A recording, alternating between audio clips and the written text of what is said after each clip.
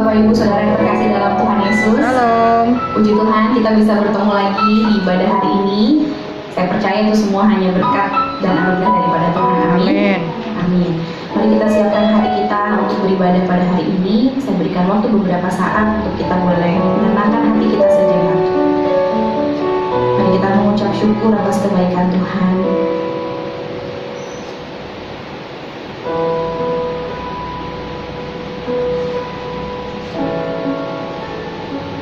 Mari kita naikkan pujian bagi Dia, karena hanya Dia yang layak dipuji dan disembah.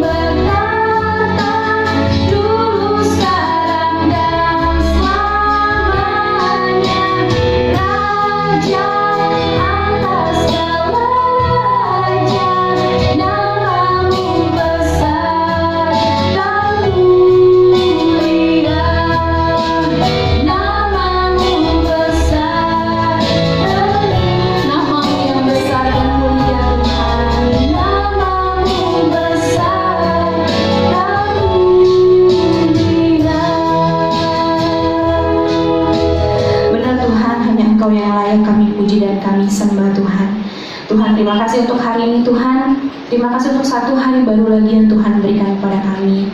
Terima kasih untuk kesempatan yang Tuhan berikan. Kami masih diberi kesempatan untuk beribadah Tuhan. Tuhan, kami mau menyerahkan ibadah kami ini dari awal sampai akhir ke dalam tangan-Mu Tuhan. Biar Tuhan yang pimpin semuanya Tuhan. Tuhan yang sucikan, kuduskan dan melayakkan hati kami Tuhan. Agar ibadah kami boleh berkenan di hadapan-Mu. Terima kasih Tuhan Yesus, kami juga siap menaikkan puji-pujian bagi hormat kemuliaan nama-Mu. Dalam nama Tuhan Yesus kami sudah berdoa dan mengucap syukur. Haleluya. Amin. Shalom sekali lagi Bapak Ibu Saudara terkasih dalam Tuhan. Shalom, puji Tuhan. Mari kita naikkan pujian karena Tuhan Allah kita yang bertahta. Dia bertahta di atas setiap pujian kita. Amin. Mari kita naikkan pujian dengan penuh semangat.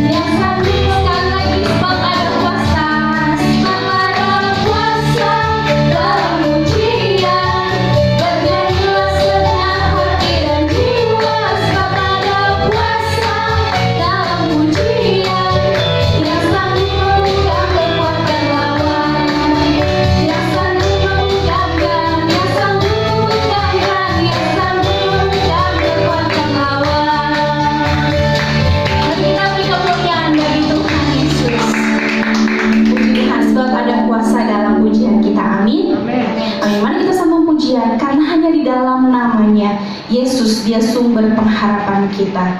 Dialah pengharapan kita. Dialah juru selamat kita selama-lamanya. Mari kita sambung pujian ini.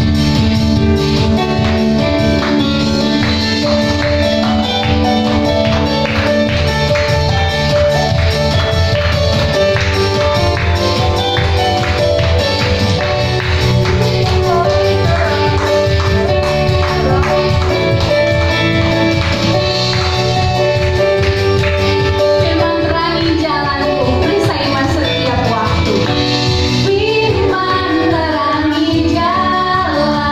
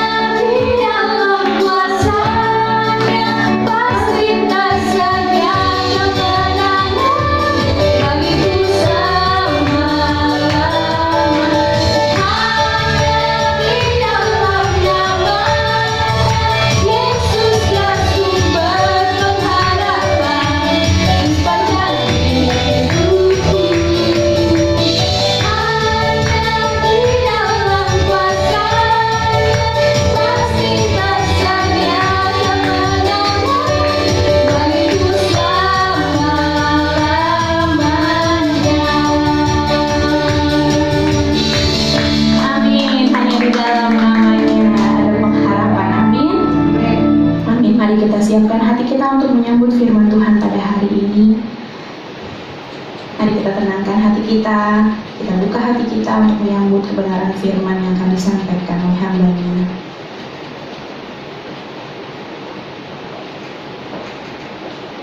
Kami tahu Tuhan, Engkau yang membuat kami sesuai dengan rencana-Mu Tuhan. Engkau yang memegang setiap musim dalam hidup kami Tuhan.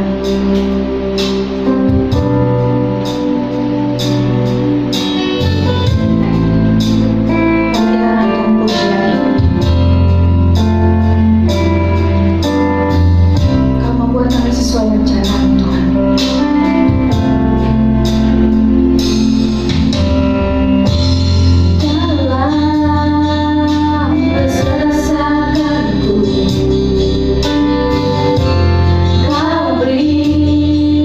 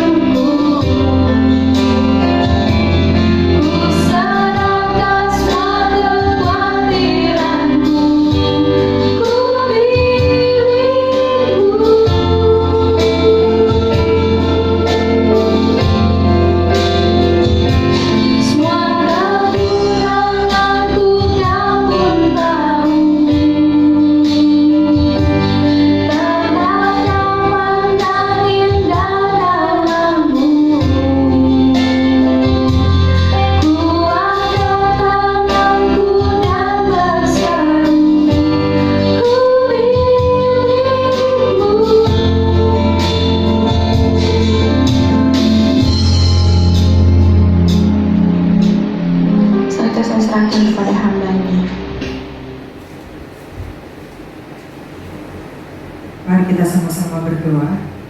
Bapa di dalam surga, terima kasih kami sudah bisa beribadah kembali Tuhan. Kami bisa kembali datang ke hadirat-Mu. Kami bisa kembali mendengarkan sebagian kecil dari firman-Mu yang begitu luas itu. Kami percaya Tuhan, semakin sering kami mendengarkan firman-Mu, maka iman kami akan semakin bertumbuh ke arah-Mu, ke arah Engkau Sang Juru Selamat kami. Mari Tuhan, kami serahkan hati kami, kuasailah pikiran kami, seluruh gadget yang kami gunakan, bahkan ruangan dimanapun kami berada. Kami percaya Roh Kudus akan berkarya di tengah-tengah pemberitaan firman-Mu ini, mengurapi hamba-Mu, sehingga setiap perkataan yang keluar dari bibir dan mulutnya hanyalah atas seizin Tuhan. Terima kasih Bapa, hanya di dalam nama Yesus kami berdoa dan bersyukur. Dan percaya bersama kita katakan, amin. Shalom Bapak Ibu Saudara, senang sekali bisa bertemu kembali dengan Bapak Ibu Saudara dalam ibadah hari ini. Saya percaya kita semua berada dalam kondisi yang sehat-sehat dan semangat untuk belajar firman Tuhan. Bapak Ibu, beberapa minggu yang lalu kita baru saja memperingati Hari Jumat Agung. Bagaimana Tuhan Yesus Kristus Juru Selamat kita mengorbankan dirinya di atas kayu salib, mati untuk menebus kita dari dosa-dosa kita, membebaskan kita dari tahanan dosa. Nah, kemudian 3 hari selanjutnya Yesus dibangkitkan pada hari yang ketiga. Nah, kita merayakan Paskah. Tanggal 13 Mei minggu depan kita akan merayakan hari kenaikan Tuhan Yesus. Nah, Kristus telah dibangkitkan tetap ada di dalam dunia ini selama berapa hari? 40 hari. Untuk apa? Untuk membuktikan bahwa Yesus itu benar-benar bangkit, memberikan penghiburan kepada siapa? Kepada murid-muridnya yang ketakutan, murid-muridnya yang bimbang ragu, dan juga menyampaikan pesan-pesan terakhir yang disebut dengan amanat agung kepada murid-muridnya, dan memberikan pengajaran lebih luas lagi tentang kerajaan Allah. Nah, naiknya Yesus Kristus ke dalam kerajaan sorga dicatat dalam 2 Injil dan Kisah Para Rasul, yaitu Markus 16 ayat 19 sampai 20. Markus 16 ayat 19 sampai 20, kita lihat Markus 16 ayat 19 sampai 20. Saya akan bacakan bagi Bapak Ibu Saudara, silakan ikuti dari Alkitab kita masing-masing. Sesudah Tuhan Yesus berbicara demikian kepada mereka, terangkatlah ia ke sorga, lalu duduk di sebelah kanan Allah. Mereka pun pergilah memberitakan Injil ke segala penjuru, dan Tuhan turut bekerja dan meneguhkan firman itu dengan tanda-tanda yang menyertainya. Kemudian Injil berikutnya adalah dari Lukas 24. Lukas 24 ayat 50 sampai yang ke-53. Lukas 24 ayat 50 sampai 53. Lalu Yesus membawa mereka keluar kota sampai dekat Betania. Di situ ia mengangkat tangannya dan memberkati mereka. Dan ketika ia sedang memberkati mereka, ia berpisah dari mereka dan terangkat ke sorga. Mereka sujud menyembah kepadanya. Lalu mereka pulang ke Yerusalem dengan sangat bersukacita. Mereka senantiasa berada di dalam bait Allah dan memuliakan Allah. Kita lihat dari Kisah Rasul 1 ayat 1 sampai yang ke-11. Kisah Rasul 1 ayat 1 sampai yang ke-11.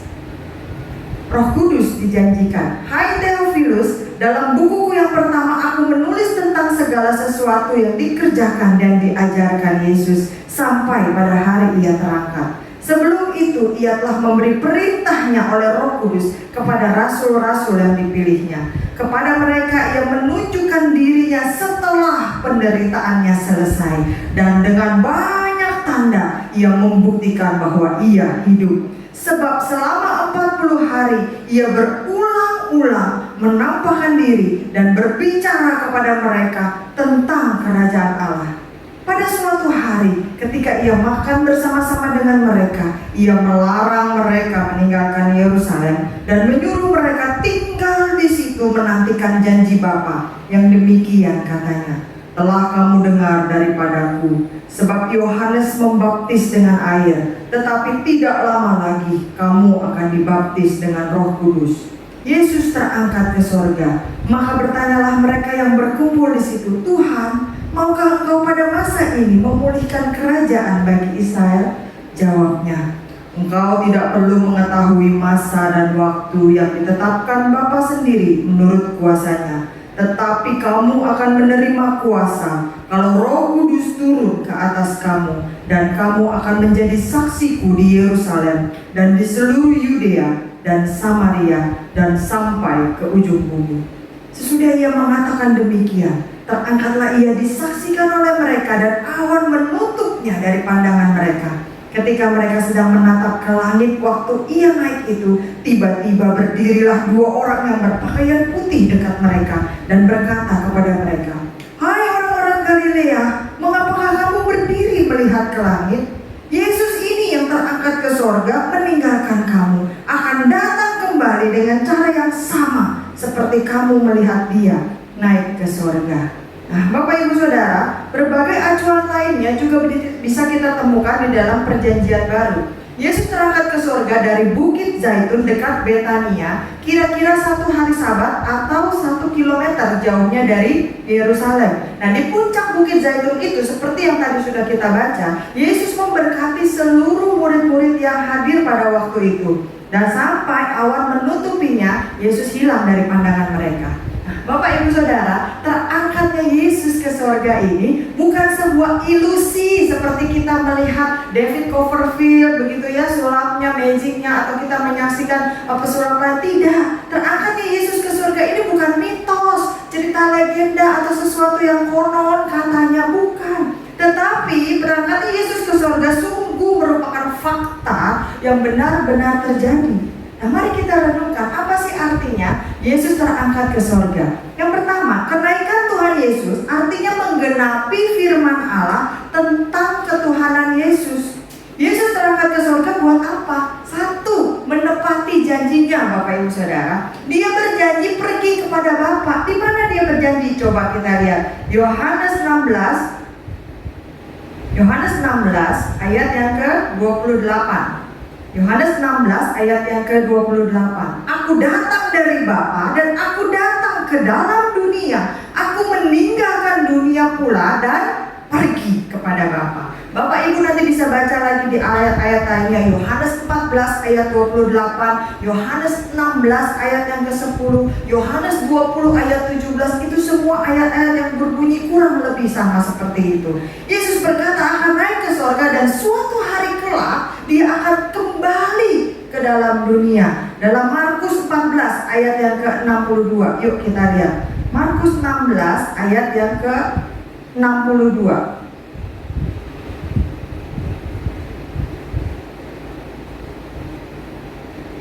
Markus 14 ayat yang ke-62. Sorry, skip dulu.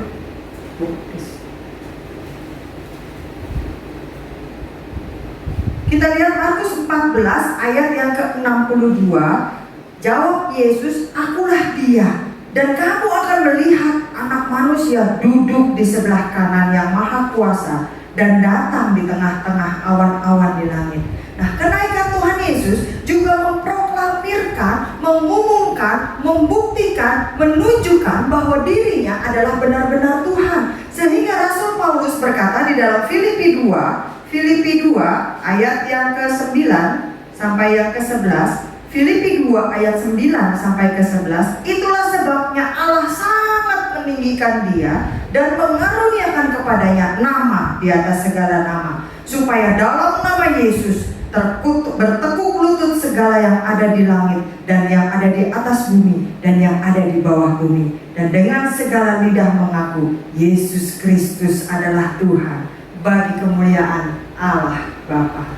Nah, sebagai Tuhan, Yesus duduk di sebelah kanan Allah Bapa untuk memerintah seluruh penghuni surga dan orang-orang Kristen, umat Kristen dimanapun di seluruh dunia ini. Itu yang pertama. Yang kedua, kita lihat kenaikan Yesus menyatakan bahwa dia menjadi juru syafaat kita bukan hanya juru selamat, tetapi juru syafaat bagi kita. Pemazmur menulis dengan pemahaman profetik ketika dia berseru kepada penjaga pintu gerbang untuk membuka pintu yang berabad-abad supaya Raja Mulia itu bisa masuk. Yuk kita lihat Mazmur 24.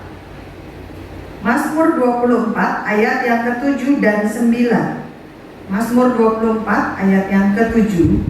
Angkatlah kepalamu, hai pintu-pintu gerbang, dan terangkatlah kamu, hai pintu-pintu yang berabad-abad, supaya masuk Raja Kemuliaan. Ayat yang ke-9. Angkatlah kepalamu, hai pintu-pintu gerbang, dan terangkatlah kamu, hai pintu-pintu yang berabad-abad, supaya masuk Raja Kemuliaan. Nah, saat Yesus naik ke surga, Raja yang mulia masuk ke dalam tujuannya yang agung, di sebelah kanan Allah Bapa, di tempat yang maha tinggi, untuk menjadi perantara bagi kita, untuk menjadi penghubung bagi kita, menjadi juru syafaat bagi kita. Kita lihat Ibrani 12 ayat yang kedua. Ibrani 12 ayat yang kedua. Ibrani 12 ayat yang kedua. Marilah kita melakukannya dengan mata yang tertuju kepada Yesus, yang memimpin kita dalam iman, dan yang membawa iman kita itu kepada kesempurnaan, yang dengan mengabaikan kehinaan tekun memikul salib, ganti sukacita yang disediakan bagi Dia yang sekarang duduk di sebelah kanan tahta Allah. Nah, itu yang Yesus lakukan sekarang. Alkitab mengajarkan bahwa Yesus Kristus hidup untuk menjadi perantara bagi kita, untuk menjadi penghubung, untuk menjadi pemulih hubungan kita dengan Allah Bapa di surga yang terputus karena dosa yang dilakukan oleh manusia. Ibrani 7 ayat yang ke-25, kita lihat. Ibrani 7 ayat yang ke-25. Karena itu, Ia sanggup juga menyelamatkan dengan sempurna semua orang yang oleh Dia datang kepada Allah, sebab Ia hidup senantiasa untuk menjadi pengantara mereka. Nah, Bapak Ibu, tadi yang pertama kita lihat, kenaikan Yesus menyatakan bahwa dirinya benar-benar Tuhan, bukan nabi, bukan manusia doang, tetapi manusia 100% dan Allah 100%. Yang kedua, kenaikan Yesus menyatakan bahwa Dia menjadi juru syafaat kita, menjadi penghubung, menjadi perantara bagi kita. Yang ketiga, kita lihat, kenaikan Yesus menyatakan turunnya Roh Kudus dan karyanya. Lukas 24 ayat yang ke-49. Lukas 24 ayat yang ke-49. Dan aku akan mengirim kepadamu apa yang dijanjikan Bapakku, tetapi kamu harus tinggal di dalam kota ini sampai kamu diperlengkapi dengan kekuasaan dari tempat tinggi. Nah, kita lihat lagi Yohanes 16 ayat yang ke-17. Ayat yang ke-7. Yohanes 16 ayat yang ke-7. Namun benar yang kukatakan ini kepadamu adalah lebih berguna bagi kamu jika aku pergi. Sebab jikalau aku tidak pergi, penghibur itu tidak akan datang kepadamu. Tetapi jikalau aku pergi, aku akan mengutus Dia kepadamu. Nah, Roh Kudus turun setelah Yesus Kristus naik ke surga. Buat apa? Meneruskan karya Kristus di seluruh muka bumi ini. Allah Bapa punya rencana menyelamatkan umat manusia. Yesus turun ke dalam dunia ini untuk mengerjakan rencana keselamatan, rancangan dari Bapaknya tersebut. Ketika Dia sudah selesai dengan bagiannya, Yesus kembali naik ke surga. Untuk apa? Menyediakan tempat bagi kita. Untuk apa lagi? Memerintah dan menjadi syafaat bagi kita. Sehingga tugasnya di muka bumi ini, rencananya, pekerjaannya, karyanya diteruskan oleh Roh Kudus. Nah, apa saja yang dilakukan oleh Roh Kudus bagi kita orang-orang percaya? Yang pertama, Roh Kudus memberi kesaksian kepada orang-orang percaya supaya tetap percaya kepada Yesus. Yohanes 16 ayat 13 sampai 15. Yohanes 16 ayat 13 sampai 15. Tetapi apabila Ia datang, yaitu Roh kebenaran, Ia akan memimpin kamu ke dalam seluruh kebenaran, sebab Ia tidak berkata-kata dari dirinya sendiri, tetapi segala sesuatu yang didengarnya itulah yang akan dikatakannya. Dan Ia akan memberitakan kepadamu hal-hal yang akan datang. Ia akan memuliakan Aku, kepadaku, sebab ia akan memberitakan kepadamu apa yang diterimanya daripadaku. Segala sesuatu yang Bapa punya adalah aku punya. Sebab itu aku berkata, ia akan memberitakan kepadamu apa yang diterimanya daripadaku. Itu yang pertama. Yang kedua, dia akan mengembangkan karakter kita. Bagian yang mana? Yang positif atau yang negatif? Tentu yang positif. Supaya apa? Supaya kita semakin hari semakin mirip, semakin serupa dengan Kristus Yesus. Semakin mencerminkan Kristus dalam setiap keseharian kita. Kita lihat Roma 5 ayat yang kelima. Roma 5 ayat 5. Dan pengharapan tidak mengecewakan, karena kasih Allah telah dicurahkan di dalam hati kita oleh Roh Kudus yang dikaruniakan kepada kita. Nah, yang ketiga, tugas Roh Kudus ngapain? Memberi kekuatan. Efesus 3 ayat yang ke-16. Efesus 3 ayat yang ke-16. Roh Kudus memberi kekuatan bagi kita. Aku berdoa supaya ia menurut kekayaan kemuliaannya menguatkan dan meneguhkan kamu oleh rohnya di dalam batinmu. Yang keempat, Roh Kudus akan memimpin kita. Kita lihat Kisah Rasul 13. Kisah Rasul 13 ayat yang kedua sampai yang keempat. Kisah Rasul 13 ayat 2 sampai 4. Pada suatu hari ketika mereka beribadah kepada Tuhan dan berpuasa, berkatalah Roh Kudus, khususkanlah Barnabas dan Saulus bagiku untuk tugas yang telah kutentukan bagi mereka. Maka berpuasalah dan berdoalah mereka. Dan setelah mereka meletakkan tangan ke atas kedua orang itu, mereka membiarkan keduanya pergi. Oleh karena disuruh Roh Kudus, Barnabas dan Saulus berangkat ke Seleukia, dan dari situ mereka berlayar ke Siprus. Karena apa? Karena Roh Kudus yang memimpin, Roh Kudus yang memberitahu. Roma 8 ayat yang ke-14. Roma 8 ayat yang ke-14. Apakah pimpinan itu hanya bagi orang tertentu? Roma 8 ayat 14 berkata, semua orang yang dipimpin Roh Allah adalah anak Allah. Artinya, kalau kita hidupnya dipimpin oleh Roh Allah, oleh Roh Kudus, maka kita juga adalah anak-anak Allah. Dan memang harusnya seperti itu. Kalau kita mengaku diri kita orang Kristen, hidup ini bukan diri kita lagi. Hidup ini bukan milik kita lagi, tetapi milik Tuhan. Makanya harus dipimpin oleh Roh Kudus. Yang kelima, Roh Kudus akan menghibur kita. Yohanes 14 ayat yang ke-16 sampai 17. Yohanes 14 ayat 16 sampai 17. Aku akan minta kepada Bapa, dan Dia akan memberikan kepadamu seorang penolong yang lain, supaya Ia menyertai kamu selama-lamanya, yaitu Roh kebenaran. Dunia tidak dapat menerima Dia, sebab dunia tidak melihat Dia dan tidak mengenal Dia. Tetapi kamu mengenal Dia, sebab Ia menyertai kamu dan akan diam di dalam kamu. Jadi Dia akan menghibur kita. Yang keenam, Roh Kudus mengajar kita tentang caranya berdoa. Seringkali mungkin kita bingung gimana ya cara berdoa ya. Saya nggak pintar ngomong, saya ini pemalu, saya ini orang introvert, saya ini sulit membuka diri. Tetapi Roh Kudus bisa mengajar bagaimana kita bisa berdoa kepada Bapa. Roma 8 ayat yang ke-26. Roma 8 ayat yang ke-26. Demikian juga Roh membantu kita dalam kelemahan kita yang banyak itu loh gitu ya. Sebab kita tidak tahu bagaimana sebenarnya harus berdoa, tetapi Roh sendiri berdoa untuk kita kepada Allah dengan keluhan-keluhan yang tidak terucapkan. Jadi jangan khawatir Bapak Ibu Saudara, ketika kita berada di lembah kekelaman, ketika kita berjalan di padang pasir pencobaan, kalau kita tetap berserta dengan Tuhan, maka Roh Kudus itu bisa mengungkapkan keinginan kita, bisa mengungkapkan suara hati kita kepada Allah. Mungkin kita hanya bisa masuk ke dalam kamar kita sendiri, kita menangis, tetapi bahasa tetesan air mata itu pun ditampung di dalam kirbatnya Allah. Roh Kudus yang berdoa bagi kita dan mengajar kita cara berdoa.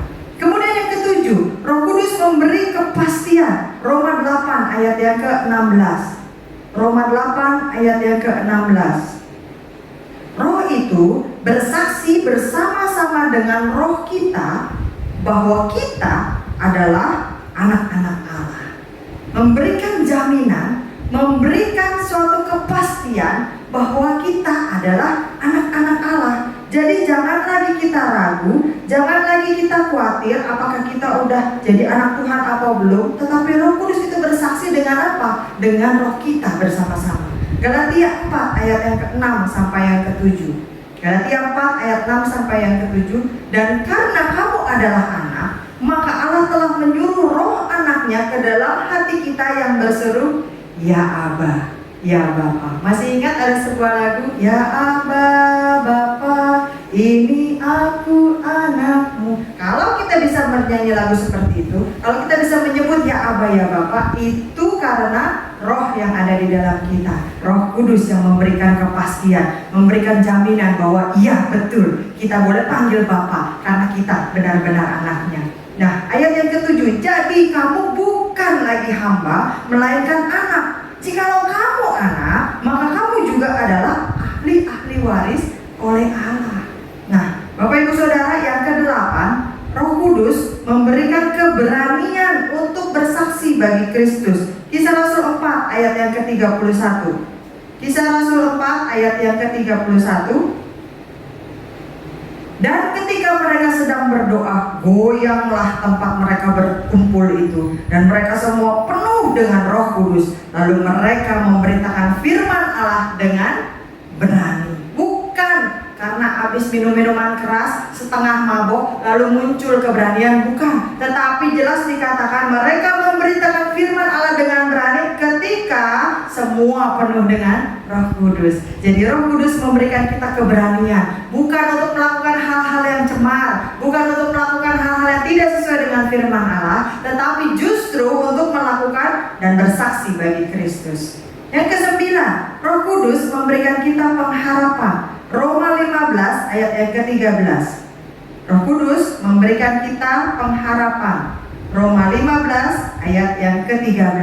Semoga Allah, sumber pengharapan, memenuhi kamu dengan segala sukacita dan damai sejahtera dalam iman kamu, supaya oleh kekuatan Roh Kudus kamu berlimpah-limpah dalam pengharapan. Yang terakhir, apa yang dikerjakan oleh Roh Kudus bagi kita? Mendatangkan kemerdekaan. Kita lihat 2 Korintus 3 ayat yang ke-17. Roh Kudus mendatangkan kemerdekaan bagi kita. 2 Korintus 3 ayat yang ke-17. Sebab Tuhan adalah roh, dan di mana ada roh Allah, di situ ada kemerdekaan. Poin yang ketiga, kenaikan Tuhan Yesus menyatakan turunnya Roh Kudus dan karya-karyanya di dalam hidup kita. Yang keempat, Bapak Ibu Saudara, kenaikan Tuhan Yesus menyatakan kesaksian. Kita lihat Kisah Para Rasul 1 ayat yang ke-8. Kisah Rasul 1 ayat yang ke-8.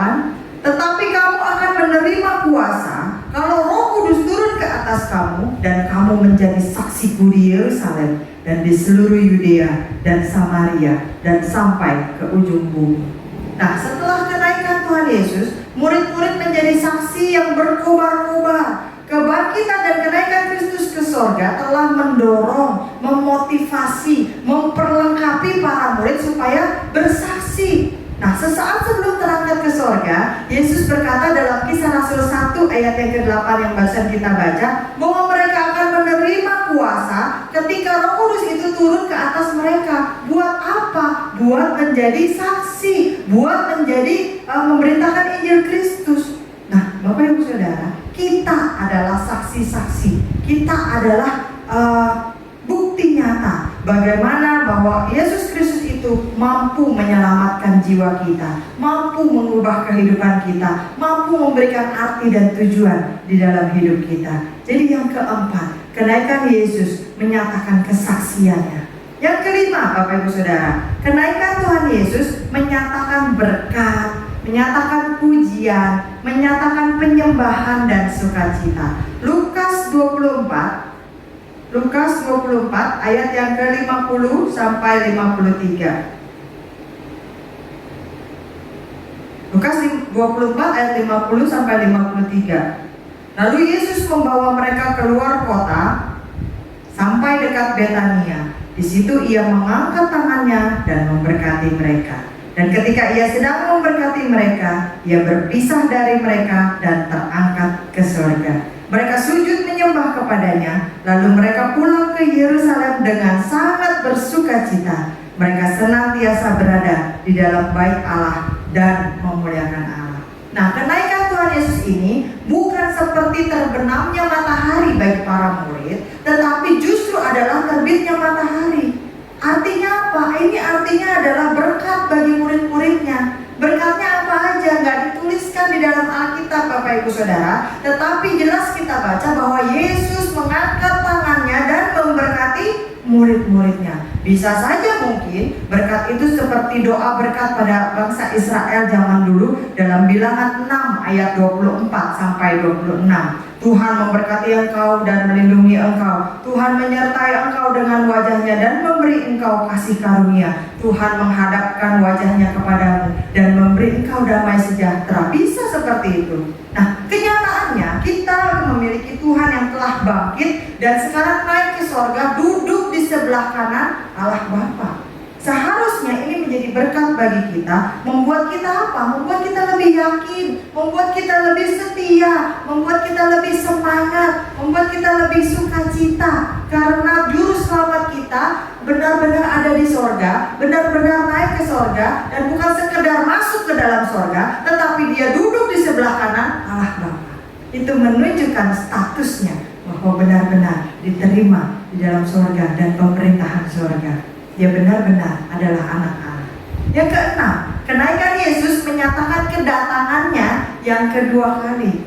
Para murid menyaksikan Yesus terangkat ke sorga dan menjadi terkagum-kagum, terheran-heran. Bisa kita bayangkan Bapak Ibu Saudara, zaman sekarang ini orang nggak ada yang bisa terbang dengan sendirinya, dengan kekuatan sendiri begitu ya. Biasanya mungkin orang pakai parasut untuk terbang, atau paralayang, atau paragliding, atau apapun itu memerlukan bantuan alat untuk bisa membawa atau menerbangkan dirinya. Tetapi pada saat itu Yesus terbang tanpa alat bantuan apapun. Otomatis kalau misalkan kita ada di saat itu juga, kita juga pasti akan terbengong-bengong, terkagum-kagum, terpesona, terpana.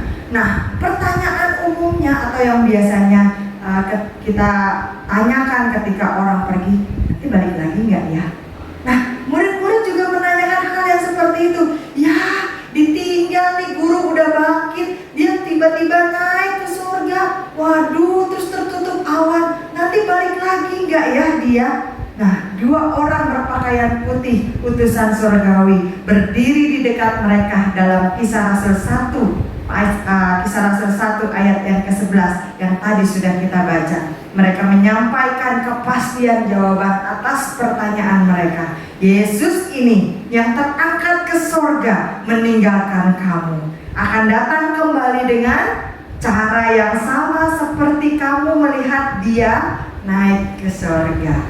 Jadi ketika Yesus naik ke sorga, artinya ada kepastian menyatakan bahwa dia akan datang kedua kali.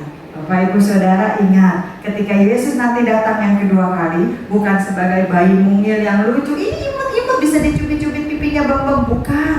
Dia datang yang kedua kali sebagai raja di atas segala raja. Dia datang kedua kali sebagai hakim yang maha agung. Itulah sebabnya jangan tanya kapan sih, tanggal berapa sih, bulan berapa sih, tahun berapa Yesus datang. Karena Alkitab menyatakan tidak ada seorang pun yang tahu, anak pun tidak, hanya Bapa yang tahu. Yang perlu kita lakukan bukan tahu kapan waktunya, tanggal berapa dan segala macam. Yang perlu kita lakukan adalah apakah yang sudah kita lakukan untuk mempersiapkan diri kita ketika Yesus datang, kita terangkat atau tidak. Itu yang penting. Percuma kalau seandainya kita bisa menghitung, kita bisa sampai tahu, memprediksi segala macam tanggalnya, tetapi ketika Yesus datang kita tidak satu roh dengan dia, kita tidak layak untuk ikut terangkat bersama dia, tetap aja ketinggalan Bapak Ibu Saudara. Jadi daripada mikirin kapan waktunya, lebih baik waspadalah, siap sedia, dan selalu kita tingkatkan iman kita semakin hari serupa dengan Kristus. Yang terakhir Bapak Ibu Saudara, kenaikan Yesus menyatakan persiapan yang menyediakan rumah surgawi bagi kita, bagi umatnya. Yohanes 14 ayat 1 sampai yang ke-6. Yohanes 14 ayat 1 sampai yang ke-6. Rumah Bapa judulnya. Janganlah gelisah hatimu, percayalah kepada Allah, percayalah juga kepadaku. Di rumah Bapakku banyak tempat tinggal. Jika tidak demikian, tentu aku mengatakannya kepadamu. Sebab aku pergi ke situ untuk menyediakan tempat bagimu. Dan apabila aku telah pergi ke situ dan telah menyediakan tempat bagimu, aku akan datang kembali. Artinya kalau sekarang dia belum datang, dia masih mempersiapkan tempatnya. Ngapain dia datang kembali? Lanjut. Dan membawa kamu ke tempatku, supaya di tempat di mana aku berada, kamu pun berada. Dan kemana aku pergi, kamu tahu jalan ke situ. Kata Thomas kepadanya, Tuhan, kami tidak tahu kemana engkau pergi. Jadi bagaimana kami tahu jalan ke situ? Kata Yesus kepadanya, Akulah jalan dan kebenaran dan hidup. Tidak ada seorang pun yang datang kepada Bapa kalau tidak melalui aku. Nah, Bapak Ibu Saudara, seringkali saya katakan jangan terlalu betah hidup di dunia ini. Walaupun Tuhan memperlengkapi kita dengan segala berkat yang untuk kita kelola dan kita nikmati dengan bijaksana, tetapi dunia ini bukan tujuan akhir kita. Dunia ini bukan rumah kita selama-lamanya. Dunia ini bukan tempat yang akan kita tinggali selama-lamanya. Surga yang menjadi tujuan akhir perjalanan dari hidup umat Allah. Surga yang menjadi tujuan kita, di mana Yesus berada, disitulah kita juga ingin berada, dan Yesus juga ingin bersama-sama dengan kita. Itu yang menjadi kerinduannya. Surga adalah lingkungan yang sempurna, suci, kudus, tanpa dosa. Nah, Yesus sedang menyediakan tempat di sana bagi siapa? Bagi orang-orang yang sungguh-sungguh percaya dan menerima Kristus sebagai Tuhan dan Juru Selamat di dalam hatinya. Itu baru bisa masuk. Nah, Bapak Ibu Saudara, kalau bicara tentang vaksinasi begitu ya, tentunya kita sekarang lagi ramai ikut mengikuti program pemerintah untuk vaksinasi, mau yang lansia, mau yang tokoh agama, guru dan sebagainya. Nah, ketika kita mau ikut vaksinasi, tentu ada langkah-langkahnya, tentu ada kualifikasinya. Ketika dibuka program untuk lansia, Bapak Ibu Saudara yang belum usia 60 tahun tentunya tidak boleh ikut di program situ. Gak bisa anak yang umur 20 tahun atau bahkan Bapak Ibu yang usia 59 tahun ikut-ikut datang ke sana pasti akan ditolak karena tidak sesuai dengan kriteria atau persyaratannya. Nah, ketika dibuka program guru, Bapak Ibu yang mungkin tidak bekerja sebagai guru atau tidak bekerja di sekolah, tidak berkaitan dengan bidang pendidikan, mungkin pasti akan dipertanyakan atau ditolak di program untuk guru dan bidang pendidikan. Sama seperti Yesus. Yesus memang menyediakan tempat bagi kita di surga. Ya, betul. Tapi gak sembarang orang bisa masuk ke sana, Bapak Ibu Saudara. Sama seperti ke rumah kita, tidak sembarang orang boleh masuk ke rumah kita. Hanya orang-orang yang kita kenal, hanya orang-orang yang kita izinkan. Bagaimana orang itu bisa kita izinkan masuk ke rumah kita? Kalau dia punya ketentuan yang bisa kita setujui. Bagaimana kita bisa diterima masuk ke dalam sorga, menikmati tempat atau rumah yang sudah Yesus sediakan bagi kita, kalau kita memenuhi kriteria yang Yesus berikan. Nah, Yesus menyediakan tempat buat orang-orang yang sungguh-sungguh percaya dan menerima Dia sebagai Tuhan dan Juru Selamat satu-satunya di dalam hidupnya. Mari kita periksa diri kita di dalam memperingati kenaikan Tuhan Yesus minggu yang akan datang. Mari kita cek diri kita. Selama ini kita beribadah, puluhan tahun menjadi orang Kristen, mungkin puluhan tahun menjadi pelayan Tuhan. Apakah kita sudah sungguh-sungguh, sekali lagi saya katakan sungguh-sungguh menerima Tuhan Yesus Kristus sebagai Tuhan dan Juru Selamat di dalam hati kita? Nah, Bapak Ibu Saudara, bagaimana kita menanggapi Sang Juru Selamat yang telah naik ke surga? Mari kita izinkan Dia masuk, tinggal tetap dalam hidup kita. Kalau belum, mulai dari sekarang. Jangan tunggu besok, jangan tunggu nanti, jangan tunggu minggu depan. sekarang sebelum semuanya terlambat. Yesus tidak hanya rindu untuk menyelamatkan kita, tetapi dia juga rindu untuk menyertai setiap langkah kita dan memberkati kita setiap harinya. Alberta, Allah selalu beserta dengan kita. Tuhan Yesus memberkati. Mari kita berdoa. Bapa di dalam surga, terima kasih untuk firman-Mu pagi hari ini, di mana kami kembali dikuatkan, kami kembali diingatkan, kami kembali dikisahkan tentang kenaikan Kristus ke dalam surga. Kami percaya Tuhan bahwa itu bukan sekedar mitos, itu bukan sekedar omongan kosong, itu bukan sekedar legenda, itu bukan sekedar ilusi atau penglihatan atau apapun itu, tetapi kenaikan Yesus sungguh-sungguh fakta yang terjadi, dan itu membuktikan tentang ketuhanan Yesus. Sungguh-sungguh Tuhan 100% dan manusia 100%. Tuhan, terima kasih. Kami percaya bahwa ketika Yesus sudah naik ke surga, duduk di sebelah kanan Allah Bapa, maka dia menjadi perantara, menjadi penghubung dan menjadi juru syafaat bagi kami semua, antara kami dengan Bapa. Terima kasih Tuhan. Kami juga percaya setelah Yesus naik ke dalam surga, maka dia akan mengirimkan Roh Kudus untuk menjadi roh penghibur bagi kami dan meneruskan karya Kristus di dalam dunia ini. Terima kasih Tuhan untuk kenaikan Kristus, sehingga membuat kami diperlengkapi, membuat kami bisa menjadi saksi Kristus, membuat kami berani untuk memberitakan Injil-Mu.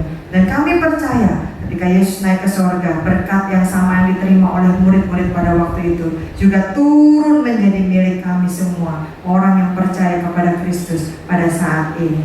Terima kasih Tuhan, karena kenaikan Kristus, maka kami yakin pada harinya nanti, saatnya nanti, Yesus pasti akan datang kali yang kedua untuk menjemput kami semua. Terima kasih Tuhan, karena kenaikan Yesus ke dalam surga, maka kami percaya ada rumah, ada tempat yang indah yang menanti kami di sana. Mungkin bersama kami di dunia ini, kami hidupnya kurang nyaman, tetapi selama kami berpegang teguh melakukan firman Tuhan, kami terus setia dengan firman Tuhan, kami terus melakukan apa yang Tuhan mau di dalam hidup kami, maka dunia tidak selamanya menjadi tempat tinggal kami. Kami akan pulang ke dalam surga ketika rumah kami sudah siap untuk ditempati. Terima kasih Tuhan untuk semua peneguhan ini. Dan kami percaya Tuhan, ketika ada roh jahat yang hendak mengambil bibit-bibit firman Tuhan, membuat kami kembali ragu, membuat kami kembali tidak percaya, membuat kami goyah, dalam nama Yesus kami usir, terkutuk dan keluar.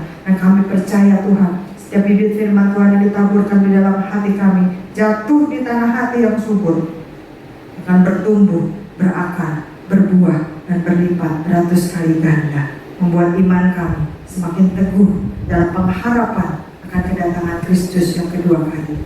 Dalam nama Yesus kami berdoa dan bersyukur. Percaya bersama kita katakan amin. Puji Tuhan, kita telah diberkati oleh firman Tuhan. Terima kasih untuk pelayanan hamba-Nya. Tuhan Yesus memberkati. Sebentar lagi kita akan masuk ke dalam perjamuan kudus. Mari kita siapkan hati kita. Kita mau naikkan satu pujian. Dengan darah-Mu Tuhan, Kau telah mengampuni dosa kami. Hanya Kau yang kami sembah, hanya Kau yang terindah.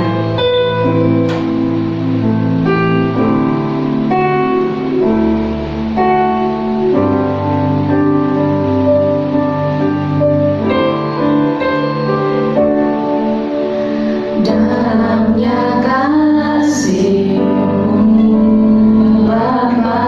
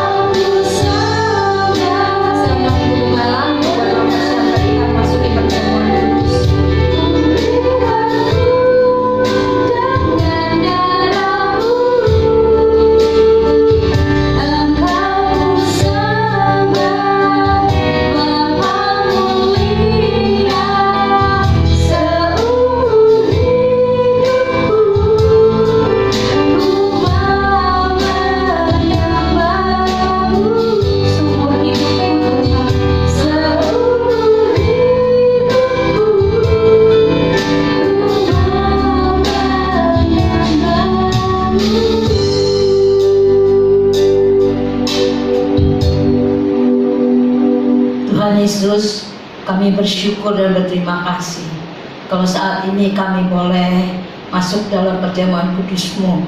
Terima kasih untuk firman-Mu yang mengingatkan kepada kami akan cinta kasih-Mu. Kembali Tuhan mengingatkan kami akan kematian-Mu di kayu salib 2000 tahun yang lalu. Karena Engkau mengasihi kami, karena Engkau mencintai kami, Engkau relakan semuanya bagi kami Tuhan. Sehingga dosa-dosa kami Engkau sucikan, Engkau kuduskan Tuhan. Dan saat ini Engkau layakkan kami masuk dalam perjamuan kudus-Mu, makan, minum sehidangan bersama dengan Engkau. Dan kami percaya Tuhan, segala sakit penyakit kami pun Engkau sudah tanggung di kayu salib. Sehingga pagi ini kalau kami datang dengan berbagai penyakit Tuhan, Engkau sudah sembuhkan di dalam nama Yesus Tuhan. Kami yang sedang bergumul juga Tuhan berikan kemenangan ya Tuhan. Kami yang susah, kami yang sedih, Kau berikan penghiburan daripada-Mu Tuhan.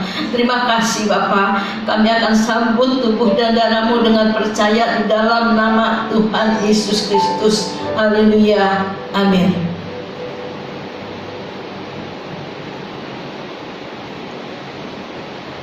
Sebab setiap kali kamu makan roti ini dan minum cawan ini, kamu memberitakan kematian Tuhan sampai Ia datang.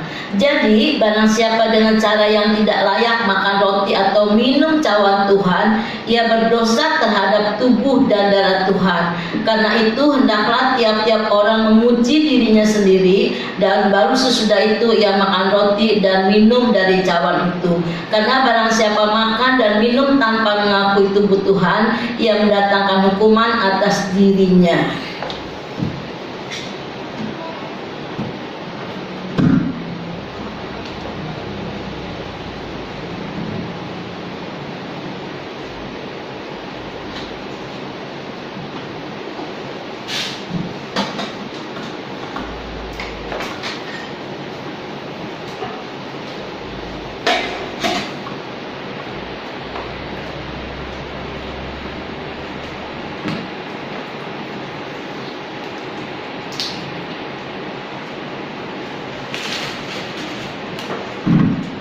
Kita angkat tubuh Kristus dengan tangan kanan kita.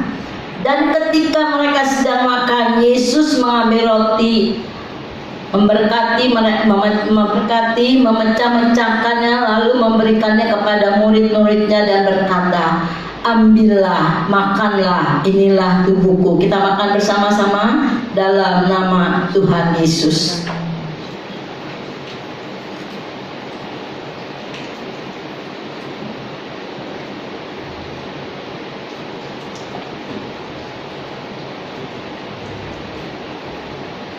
Kita angkat darah Yesus dengan tangan kanan kita. Sesudah itu ia mengambil cawan, mengucap syukur, lalu memberikannya kepada mereka dan berkata, minumlah kamu semua dari cawan ini, sebab inilah darahku, darah perjanjian yang ditumpahkan bagi banyak orang untuk pengampunan dosa. Kita minum bersama-sama di dalam nama Tuhan Yesus.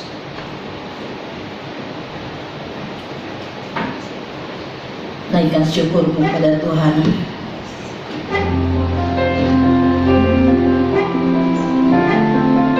Terima kasih Tuhan. Terima kasih Tuhan. Terima kasih Yesus. Terima kasih Roh. Terima kasih Bapa.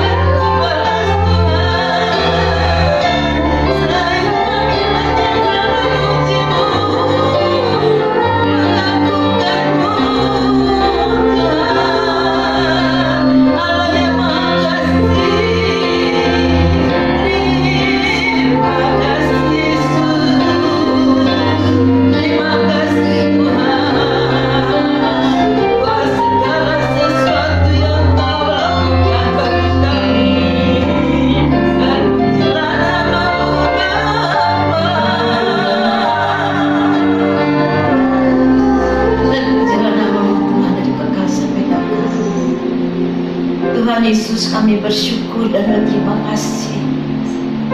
Setiap kali kami makan, minum bersama dengan Engkau, kembali mengingatkan kepada kami akan pengorbanan-Mu di kayu salib, Tuhan.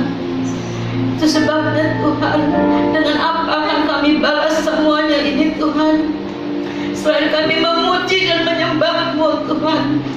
Itu sebabnya jamalah hati kami, Tuhan, supaya kami boleh bersyukur, supaya kami boleh setia kepada-Mu, Tuhan. Karena yang Kau inginkan kami kesetiaan daripada kami, Tuhan. Ampuni kalau selama ini kami tidak setia. Ampuni selama ini, Tuhan, kalau kami selalu bertentangan dengan firman-Mu, Tuhan. Mari Yesus, darah-Mu, tubuh-Mu menyucikan kami, menguduskan kami, melayakkan kami, Tuhan, supaya kami sujud di hadapan-Mu, Tuhan. Terima kasih, Tuhan. Tubuh dan darah-Mu yang memperbaharui kehidupan kami, sehingga kami boleh menjadi ciptaan baru di dalam Engkau, Tuhan. Terima kasih, Bapa. Biarlah hari-hari ke depan kami juga menyerahkan dalam tangan-Mu, Tuhan. Roh Kudus, peganglah kami, Tuhan, supaya kami berjalan bersama dengan Engkau, Tuhan.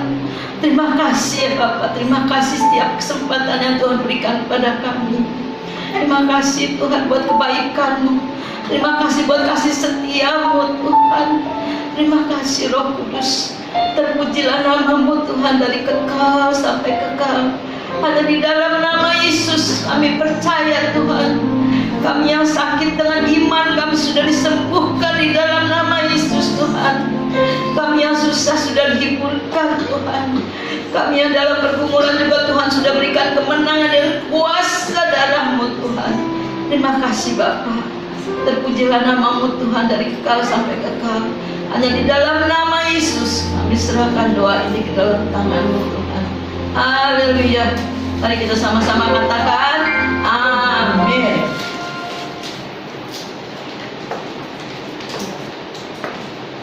Puji Tuhan, kita telah mengikuti perjamuan kudus. Terima kasih untuk pelayanan Ibu Gembala. Tuhan Yesus memberkati.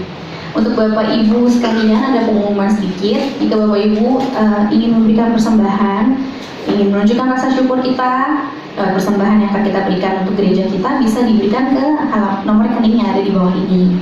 Bagi kita semua juga yang mau menunjukkan ketaatan kita dengan mengembalikan perpuluhan juga bisa langsung transfer ke rekening yang ada di bawah ini. Terima kasih, Tuhan Yesus memberkati. Kita akan akhiri ibadah kita pada hari ini. Kita mau naikkan Kau membuatku sesuai rencana-Mu, Tuhan. Kita mau naikkan pujian bersama-sama.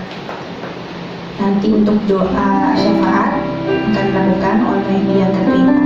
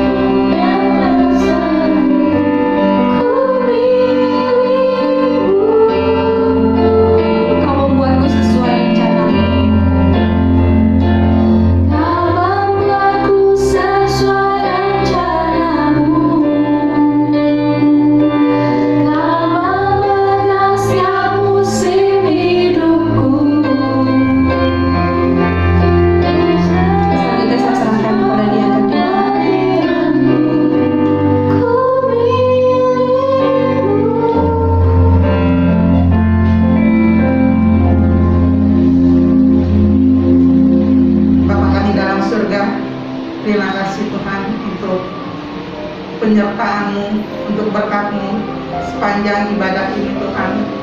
Terima kasih Bapa untuk firman-Mu yang sudah menguatkan, menegur, bahkan menolong kami Tuhan.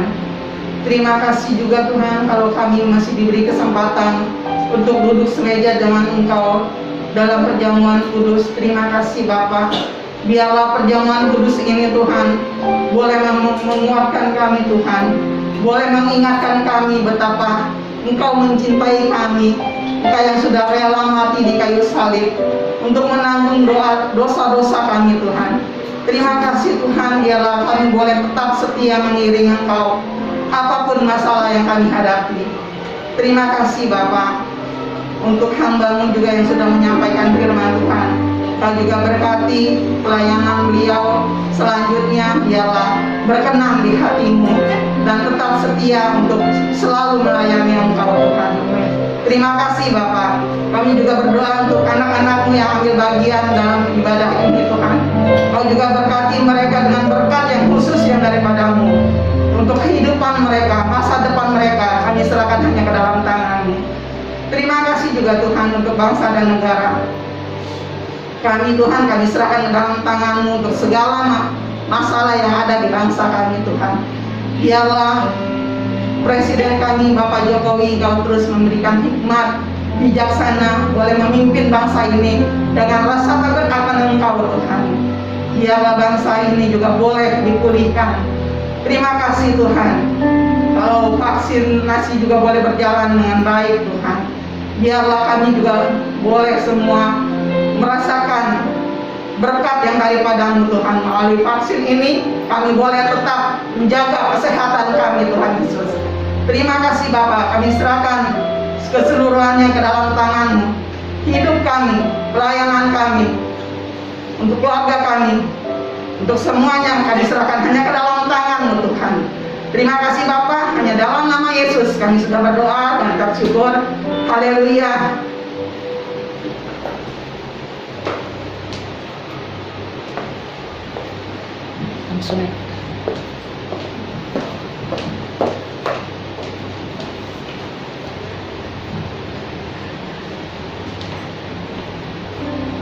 Kekasih-kekasih Kristus yang diberkati Tuhan, pulanglah dan terimalah berkat Tuhan.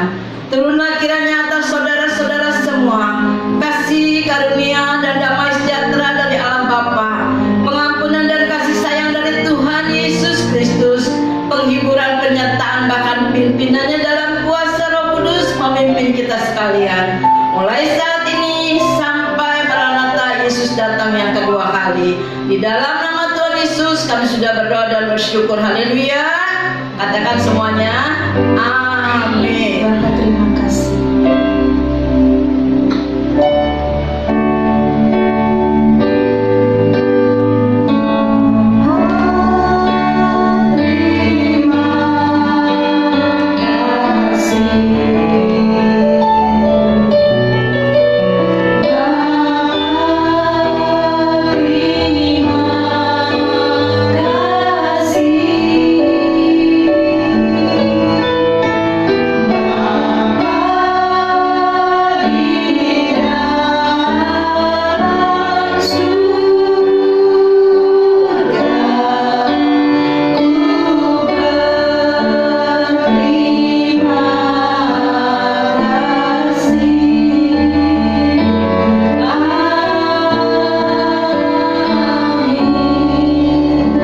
Ibadah telah selesai. Selamat hari Minggu. Tuhan Yesus memberkati. Sampai jumpa.